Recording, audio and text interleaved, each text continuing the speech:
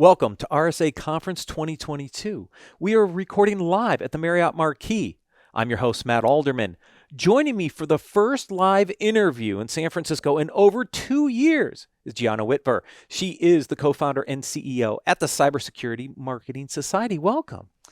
Thank you, Matt. I'm so excited to be here. So excited to be back after 2 years. After 2 years. We recorded in Broadcast Alley in 2020, and then everything shut down right after that event. And we haven't been back here since, so it's so great to be back. It's amazing. It's fun. It's popping here. Yes, it is. It was a little crazy getting the badge this morning. But so let's start with what is or who is the Cybersecurity Marketing Society? Well, it's not a who. It's a what? So the Cybersecurity Marketing Society is the world's largest professional organization and community of cybersecurity marketers, marketers in particular. And maybe I heard a little boo hiss from whoever's listening, but we're on your team too. Right. So we have over 1,100 members right now, and we're growing every single day. And we accept anyone who is an in-house marketer at a cybersecurity vendor or services organization. You accepted me, so I mean, come on. I think you slipped in by accident. I think I slipped in. Yeah, exactly right. 1,100, and there's what, almost 3,000 cybersecurity companies. So you still have some growth left. Oh, yeah. We have plenty of growth. I mean, if you believe LinkedIn, there's like 26,000, and I think these are underreported numbers, 26,000 cybersecurity marketers on LinkedIn alone. So I think we have a ton of growth left. Yes, you do. Now, when we think about building marketing programs, because we're both in the marketing business right now, when I talk to sponsors, it's all about leads. It's all about leads. It's all about leads, right? Yeah. But when I think about lead generation from demand generation, I separate those for a second, right? Yes, I need my leads, but I have to build demand. And demand does not mean you're just doing lead campaigns, right? You're absolutely right. Collecting, and everyone listening who's a cybersecurity person, I'm sure you understand this too. Just collecting someone's email and their name and their title and their company does not mean they're interested in your product. Right. That is it's kind of an evolution.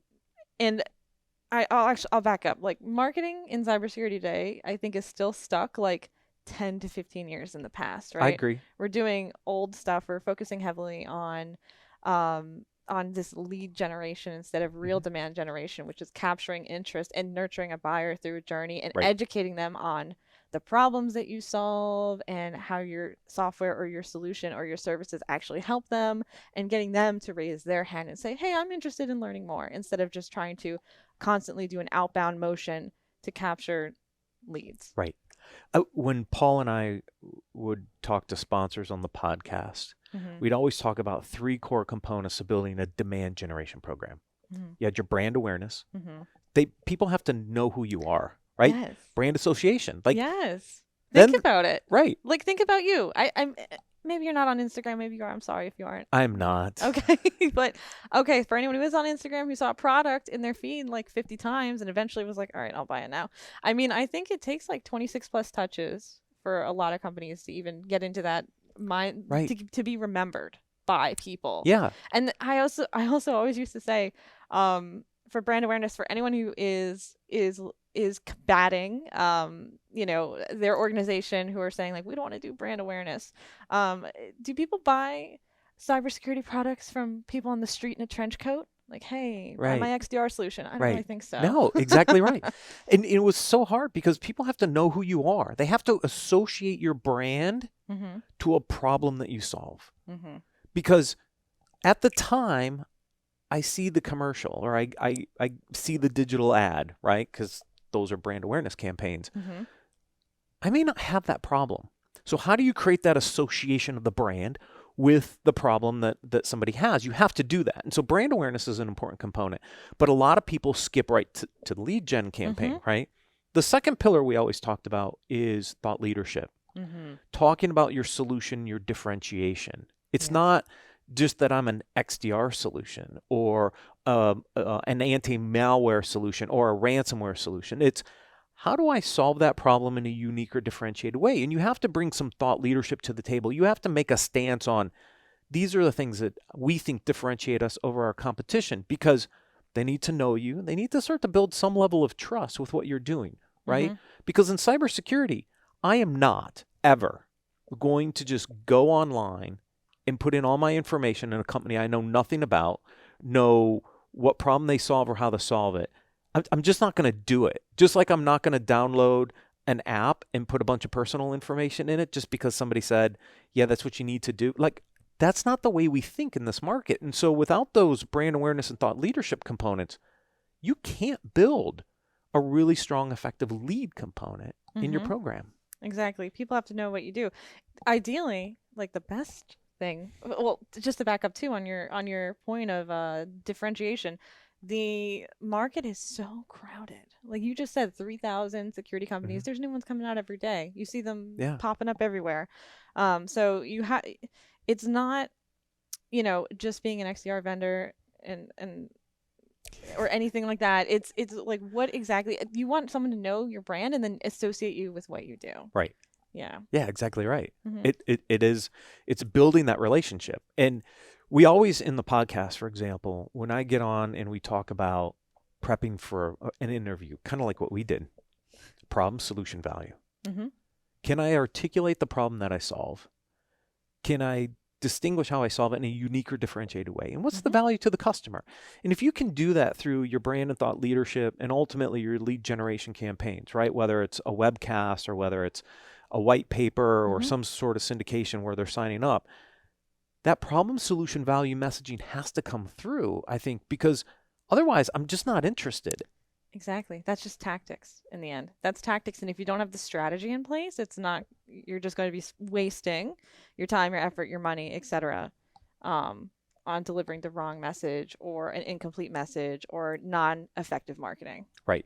So how does the Cybersecurity Marketing Society help marketers understand what we just talked about so that they can build effective campaigns? Like, what do you do that educates them so that they build better programs with companies like us that are actually there to help them do exactly what we just talked about? Yeah, so we at the Cybersecurity Marketing Society, we're community led. We are first and foremost, and this is how we started, a Slack community. So we're one of these, COVID era Slack communities that popped up that has succeeded the COVID era and grown and become in person even today. So what we do is we have an open forum of only cybersecurity marketers and also you, Matt. But we'll put you in that bucket. And what we do is we're basically a brainstorming group, a networking group. We share ideas, we share problems. Our members help each other. We recommend vendors. We give the back channel on vendors that we work with, who are the ones that are good versus bad, which is supremely valuable to all of us cybersecurity marketers, which I know all of you are cybersecurity marketers watching. Because, if anytime there's the word cybersecurity, it's the same thing as putting the word wedding in when you're buying something. They add like a 30% increase. And that little snippet, that little blurb goes out to my friend at Mimecast who actually told me that. I'm not that smart. I didn't think of that. But yeah, so we have a community. We do mentoring. We do a mentorship program. We have a podcast called Breaking Through in Cybersecurity Marketing, where we interview marketing experts in cybersecurity specifically. And you haven't invited me yet? You can be on the show. I'm on your show. Right. Good. We'll do tradesies. Okay. And we also do virtual and live events. So in COVID, we started it was lonely. A lot of us are working at startups. We're working remote. We're working on smaller teams. Right. And so we started a beers and tears, a happy hour, a virtual happy hour. You come and you cry about your job, or you come and you bring a celebration. We do a Friday networking event for lunchtime. Anyone can come and just hang out with us on Zoom and meet some other cybersecurity marketers. And we've just started doing in person. So we will have an in-person. Everyone watching this is going to be too late, but an in-person meetup tomorrow at RSA. And then we're starting to start chapters across America and international. So we just started an Israel chapter, and we just started a Denver chapter too. Oh, wow. So keep an eye out, everybody, for like future events that we're going to be having. Awesome. What are some of the basic recommendations you'd have for a marketer in this space? Like, besides joining the Cybersecurity Marketing Society, like where should they, when they start thinking about building marketing campaigns for their company, what are some of the basic like steps or recommendations they should just start thinking about to be part of their program? Because I think that's where a lot of people struggle. They go straight to a webcast, or they go straight to a content syndication or something like that, or even an event, and not having done the other stuff. Yeah. The tactics you choose are going to depend, like I said, on your strategy and on your company, your ICP. How much are you selling your product for? Is it $20 a user, or is it, $100 million for ACV? So it's going to depend on that. It's going to depend on your sales cycle. It's going to depend on your motion, if you're PLG or a traditional sort of POC to whatever. Sorry, not to whatever, to closed one. So, and you also have to make sure that you're, like you just said, that second pillar, the messaging, is straight. Because if you start with the tactics and you don't have messaging and you don't have a strategy in place, it's not going to work. But then, like, there's all sorts of opportunities to get to have fun in tactics and cybersecurity. Cybersecurity folks love podcasts because you don't have to sign up for anything for a podcast. Right, you don't. Webinars with thought leaders. There's some amazing cybersecurity thought leaders out there who do webinars together. Yep. Ebooks ungated, and then gated if they're very, very good. Like if I had like a Gartner report, I would gate that because it costs a lot of money. Well, it does, but you just said something that most people don't do. What? Create an ebook or a white paper and leave it ungated. Oh yeah, give it out. Put it on social. Just because most people will want to use that and put a form in front of it to collect data. That's what I'm saying. This is the old style. This is the 10 years ago, 7 years ago, the early HubSpot inbound style of marketing, where it was like, all right, we have ebook assets, and we're gonna like make you tell us your job title to get this thing that is essentially selling to you. Right. Like, no, let's give it out for free, and let's make sure it's valuable too. Right. Let's not make let's do less fluffy pieces of BS and make really valuable stuff, and then give it out for free. And yes, put your logo on it, put your brand on it, and that's another way to get known. Right. Too, if you create something actually valuable to people. Yeah, so one of the things we've done with the Security Weekly webcast is we just ask for name and email address. That's it. Yeah, there you go. To register. Any marketer, if you use a Clearbit or another tool, there's ways you can fill in that information anyway. Right. So and just use name and email address to get up an initial webcast. I don't need your phone number. By the way, people, nobody wants your phone call. Like I know marketers, like this is what you're talking about. We're stuck 10 to 15 years in the past, and people are like, we want phone numbers, so we're going to call them, but they don't want to talk to you. Like literally that's not how they want to be communicated with. And so we've had these programs where you used to collect title and company name and phone number, and they want to know where your address is. They wanted to know which region. They might want to send you something nice. They might want to send you something nice, that's but I get thing. it. But I mean, we're in a time now where people are scattered all over the place. Mm-hmm. They're busy. They're not going to take phone calls. How else do you reach them? You reach them through social campaigns. You reach them through email campaigns and other things. You don't need their phone number necessarily. You reach them through a really good message that resonates. Yes. That's how you reach them. Yeah.